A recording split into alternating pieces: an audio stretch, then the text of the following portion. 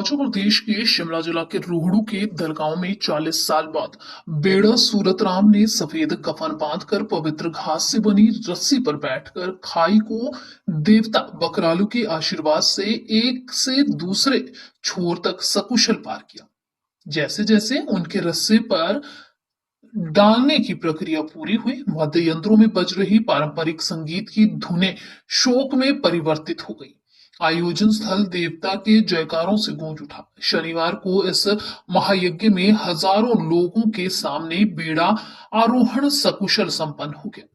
प्रशासन की ओर से जेडी की सुरक्षा को लेकर पुख्ता इंतजाम किए थे। इस मौके पर आरोहण स्थल के आसपास तिल धरने की जगह नहीं थी। बीड़ा आरोहण की रस्म शाम 5:42 पर शुरू हुई। करीब 3 मिनट के भीतर सूरतराम सकुशल दूसरे छोर पर पहुंच गए। पहले शनिवार दोपहर बाद करीब 1:30 बजे इस रस्म को निभाने की तैयारी थी, लेकिन रस्सी के टूटने के बाद दोबारा पूरी तैयारी करनी पड़ी। पौराणिक देव पारंपरिक के अनुसार बेड़ा सूरतराम को देवता की पालकी पर बैठाकर आयोजन स्थल तक पहुंचाया गया। इससे पहले आरोहण के लिए पालकी से उतारकर जैसे ही उन्हें लकड़ी की काठी पर बिठाया गया तो वाद्य यंत्रों में शोक की धुनें बजने लगी। ऊपर वाले छोर पर सूरतराम और नीचे दूसरे छोर में उसका पूरा परिवार था। काफी देर तक पूजा अर्चना हुई।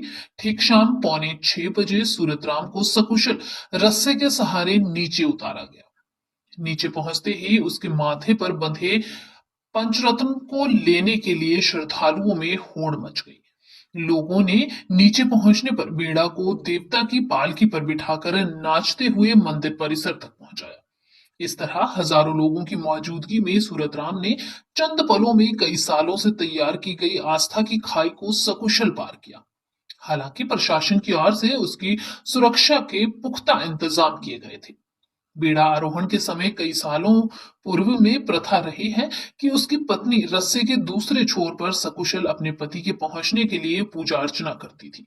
परिवार के साथ दूसरे छोर पर बैठकर विधवा महिला का रूप धारण किए अपने पति के सकुशल पहुंचने की देवताओं से प्रार्थना करती थी। पहुंचने के बाद वह दोबारा सुहागन का जोड़ा धारण करती थी, लेकिन अब इस परंपरा को समाप्त कर दिया गया है। देवता बकरालू के मोतमीन रघुनाथ झामटा का कहना है कि इस प्रकार की परंपरा को कई साल पहले बंद कर दिया गया है। हालांकि दूसरे छोर पर देवता की ओर से बेड़ा को दिए जाने वाले सभी उपहार, कपड़े, बिस्तर आज भी रखे जाते हैं।